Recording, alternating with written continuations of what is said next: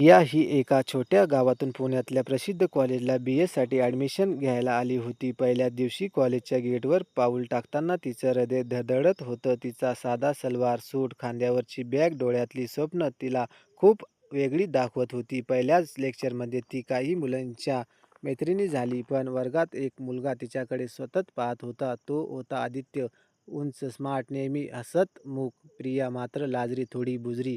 Lecture संपल्यावर आदित्य तिच्या शेजारून जाताना हळू आवाजात म्हणला, "नवीन आली आहेस का? Welcome to our college." Priya थोडी हसली आणि हलकं "थँक यू" म्हणाली, पण तिच्या मनात काहीतरी गोड हलकं हललं होतं. दिवस जात होते. प्रिया आणि आदित्य बोलणं वाढायला लागलं. सुरुवातीला अभ्यासाबद्दल, प्रोजेक्टबद्दल, मग हळूहळू वैयक्तिक गोष्टी. कॉलेजच्या कॅन्टीनमध्ये सगळे मित्र बसलेले असताना आदित्य नेहमी प्रियाला सोबत बसायला बोलायचा. तिचं हसणं, तिचं बोलणं पाहून तो नकळत तिच्यावर फिदा होत होता. एका दिवशी पावसात सगळे भिजत असताना आदित्यने प्रियाला छत्रीत घेतलं. ती म्हणाली, "अरे, तुला पण भिजायचं? मग माझ्यासाठी का त्रास घेतोयस?" आदित्य स्मित करून म्हणाला, "त्रास नाही गं, आनंद आहे." हे वाक्य प्रियांच्या मनात कायमचं कोरलं गेलं. आता त्याची मैत्री सगळ्यांच्या नजरेत भरू लागली. क्लासमध्ये दोघं नेहमी एकत्र बसायचे. स्टडी लायब्ररीत आदित्य तिला नोट्स करून द्यायचा. एक दिवशी कॉलेजमध्ये सांस्कृतिक कार्यक्रम होता. प्रियाने पहिल्यांदा स्टेजवर गाणं गायलं. संपूर्ण हॉल टाळ्यांनी जणावून गेला, पण आदित्यच्या डोळ्यातला अभिमान तिला सर्वात जास्त भावला. कार्यक्रमानंतर आदित्यने तिला एक गुलाब दिला.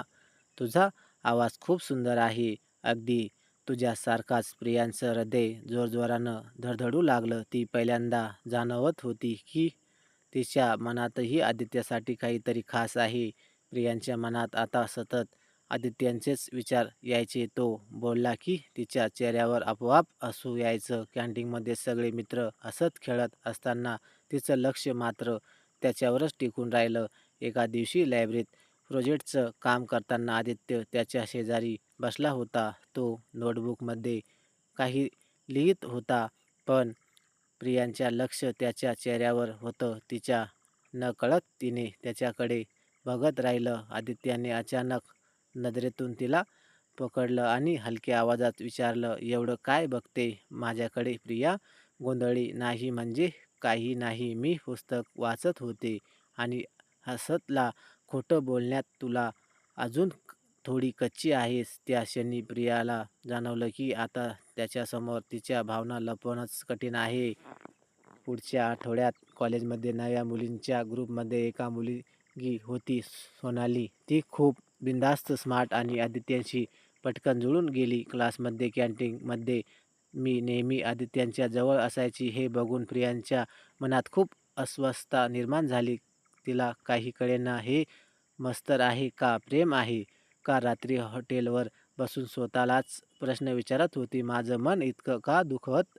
जर आदित्य फक्त मित्र आहे तर मला जळते." एका संध्याकाळी प्रिया आणि आदित्य कॉलेजच्या गार्डनमध्ये बसले होते. संपूर्ण वातावरण शांत होतं. झाडावरून गळणाऱ्या पानांचा आवाज, थंड वारा. प्रिया काहीतरी बोलण्याचा प्रयत्न करत होती, पण शब्द सापडत नव्हते. आदित्यनेच विचारलं, "काय झालं? आज खूप शांत आहेस?" तिने हळू आवाजात विचारलं, "तुला सोनालीसोबत वेळ घालवायचा आवड का?" आदित्य थोडा हसला, "अरे बापरे, तूही सगळ्यांसारखीच विचार करते का? सोनाली फक्त एक मैत्रीण आहे.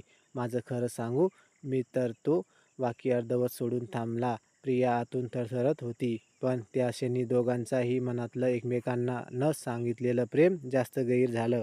आदित्यने "मी तर" एवढं बोलून वाक्य अर्धवट सोडलं आणि गप्प बसला. प्रिया मात्र त्याच्या उत्तराची आतुरतेने वाट पाहत होती, पण तो विषय बदलून काहीतरी दुसऱ्या बोलू लागला. त्या दिवसापासून प्रिया मन अजूनही अस्वस्थ झालं. सोनालीची आदित्यशी जवळीक वाढत होती. क्लासमध्ये प्रोजेक्ट एकत्र करणं, कॅन्टीनमध्ये हसत खेळत बसणं, हे बघून प्रियाला खूप वाईट वाटायचं. एका दिवशी तर सोनालीने उघडपणे मित्रांच्या समोर म्हटलं, "आदित्य माझा बेस्ट फ्रेंड आहे. माझं आणि त्याचं ट्युनिंग जबरदस्त आहे." हे ऐकून प्रियाचं मन पीस झालं. प्रियांच्या स्वतःलाच ठरवलं की आता आदित्यपासून थोडं अंतर ठेवावं.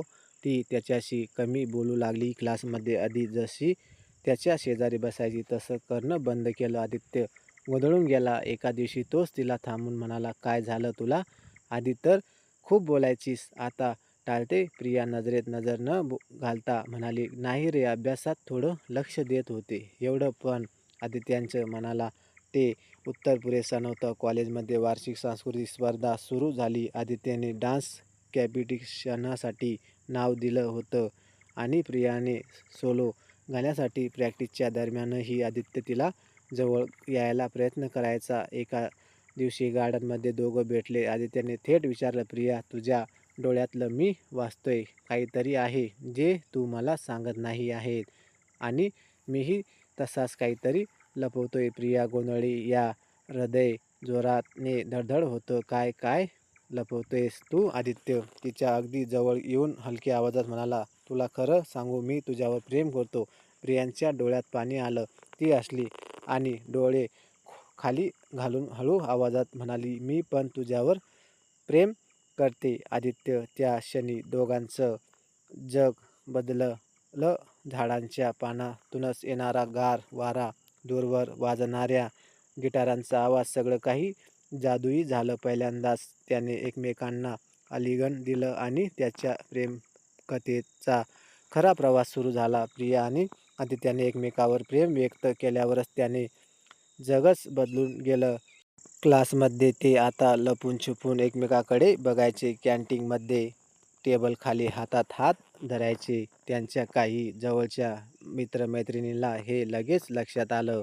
मित्रांनी सुरुवातीला थोडे टोमणे मारले, "वाह रे आदित्य, आता तू तू प्रोफेसरमध्ये जास्त प्रियाकडेच बघतोय आणि प्रिया तुझ्या चेहऱ्यावर हसू सांगते की हे काहीतरी जास्त आहे." दोघेही लाजून एकमेकांकडे पाहायचे. त्याच्या नात्यांची आता सर्वांनाच कल्पना आली होती. सोनाली मात्र या सगळ्यामुळेच खूप चिडली होती. वाटायचं आदित्य तिचा सर्वात जवळचा मित्र आहे, पण आता त्याचं सगळं लक्ष फक्त प्रियाकडे होतं. एका दिवशी सोनालीने थेट प्रियाला कोपऱ्यात थांबून म्हटलं, "ऐक प्रिया, तुला काय वाटतंय माहीत नाही, पण आदित्य माझा बेस्ट फ्रेंड आहे. त्याच्यापासून तू मला दूर नेऊ शकत नाहीस." प्रिया घाबरली. ती शांतपणे म्हणाली, "मी तुला आदित्यपासून दूर करत नाही सोनाली, पण माझं आणि त्याचं नातं हे खरंच प्रेम आहे." सोनालीने तिरस्काराने पाहिलं आणि तिथून निघून गेली. पण तिच्या मनात आता मत्सर आणि रागाने ब्रीस पेरली होती. परीक्षेच्या तयारीसाठी सगळे मित्र लायब्ररीत बसले होते. आदित्य आणि प्रिया एकत्र अभ्यास करत होते. सोनालीने मुद्दाम प्रिया नसताना अशी गप्पा मारल्या आणि म्हणाली, "तुला माहीत आहे का प्रिया, तुझ्याबद्दल सगळीकडे बोलते की तू तिचा आहेस. ती तुझ्यावर थांबा ठेवते." हे ऐकून आदित्य नाराज झाला. त्याला थोडं खरंही वाटलं, कारण प्रिया मागच्या काही दिवसापासून खूप जळत होती. संध्याकाळी गार्डनमध्ये भेटल्यावर आदित्यने प्रियाला विचारलं, "प्रिया, तुला खरंच वाटतंय का मी फक्त तुझ्याच आहे? तुला माझ्यावर विश्वास नाही का?" प्रियाला धक्का बसला. "अरे, मी असं काही बोलतेच नाही. तुला माझ्यावर संशय येतोय का?" दोघांत पहिल्यांदाच वाद झाला. प्रिया डोळ्यात पाणी अजून निघून गेली. त्या वादानंतर दोघे काही दिवस बोललेच नाही. क्लासमध्ये बसतानाही एकमेकांकडे न पाहता आपलं काम कायमचे. मित्र-मैत्रिणी लगेच कळलं की काहीतरी बिनसलंय. प्रिया रात्री हॉस्टेलवर रडायची, "हे नातं इतक्या लवकर तुटणार आहे का? मीच चुकीचे वागले का?" आदित्यही एकटा गप्प बसायचा. त्याला प्रियांची आठवण यायची, पण अहंकारामुळे तो बोलत नव्हता. आता त्यांच्या प्रेमकथेला पहिलं खरं आव्हान आलं होतं. आदित्य आणि प्रिया दोघेही एकमेकांशिवाय राहू शकत नव्हते, पण बोलायचं धैर्य कोणीच दाखवलं नव्हतं. मित्र-मैत्रिणीही काळजीत होते. एका दिवशी कॅन्टीनमध्ये प्रिया एकटीच बसली होती. तेव्हा तिची मैत्रीण श्रुती म्हणाली, "प्रिया, जर खरंच तुला आदित्य आवडतो तर त्याच्याशी बोल. नातं टिकवायचं असेल तर अहंकाराला जागा नको देऊ." प्रियाला जाणवलं की श्रुती बरोबर आहे. त्या रात्री तिने ठरवलं, उद्या काहीही झालं तरी आदित्याशी नीट बोलणार. दरम्यान सोनालीने मात्र अजून मोठा प्लॅन आखला. तिने आदित्यला मेसेज केला, मला शत्रूशी काही पर्सनल बोलायचं. उद्या संध्याकाळी गार्डनमध्ये भेट. आदित्य गोंधळला पण गेला तिथे सोनालीने मुद्दाम खूप जवळ येऊन बोलायला सुरुवात केली. आदित्य, मी खोटं नाही बोलणार. मला तू खूप आवडतोय आणि प्रिया तुझ्यासाठी योग्य नाही. मी फक्त तुझ्यावर ताबा ठेवते. आदित्य आश्चर्यचकित झाला. सोनाली, हे काय बोलतेस? प्रिया, माझं प्रेम आहे. मी तिच्यावरच मनापासून प्रेम करतो. सोनालींच्या चेहऱ्यावर निराशा आणि राग उमटलं. तेवढ्यात दूर उभी असलेली प्रिय हे सगळं ऐकून घेत होती. प्रिय तिथून निघून जायचे विचार करत होती, पण आदित्यांचं उत्तर ऐकून तिच्या डोळ्यात आनंदाश्रू आले. त्याने ठामपणे तिचं नाव घेतलं. हीच तिच्यासाठी खरी खात्री होती. ती पुढे आली आणि म्हणाली, आदित्य, खरंच तू माझ्यावर एवढं प्रेम करतो? आदित्याने तिचे अश्रू पुसले. हो प्रिया, आणि हे कधीही बदलणार नाही. तुला जर वाटलं मी तुझा नाही तर तो तुझा गैरसमज होता. माझं हृदय फक्त तुझंच आहे. प्रिया हसत त्याच्या मिठीत शिरली. सोनालीने मात्र दोघांकडे रागाने पाहिलं आणि तिथून निघून गेली. पुन्हा दोघं एकत्र आले. क्लास, लायब्ररीत, कॅन्टीन, सगळीकडे त्याचं हसू पुन्हा चमकायला लागलं. मित्रमैत्रिणींशी खुश झाले. एका दिवशी प्रिया म्हणाली, आपण दोघं खरंच किती हट्टी आहोत ना. थोडासा गैरसमज झाला तरी बोलणं बंद केलं. आदित्य हसला. आता एक प्रॉब्लेम करूया. काहीही झालं तरी एकमेकांशी बोलणं थांबायचं नाही. दोघांनी हातात हात घेऊन वचन दिलं. त्यांची प्रेमाची ही नवी सुरुवात होती. कॉलेजमध्ये वार्षिक फेस्टिवलची धामधूम सुरू झाली. प्रत्येक विभागाने वेगवेगळे कार्यक्रम, स्पर्धा आयोजित केल्या होत्या. संपूर्ण कॉलेज रंगीबेरंगी सजवलेलं होतं.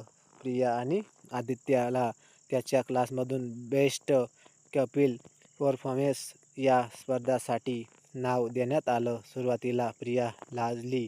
आपण दोघं सगळ्यासमोर मला जमणार नाही. आदित्य हसत म्हणाला, अगं, हे आपल्यासाठीच आहे. आपण जिंकायचं नाही, फक्त एकत्र मंचावर उभं राहायचं आहे. बाकी सगळं मी बघतो.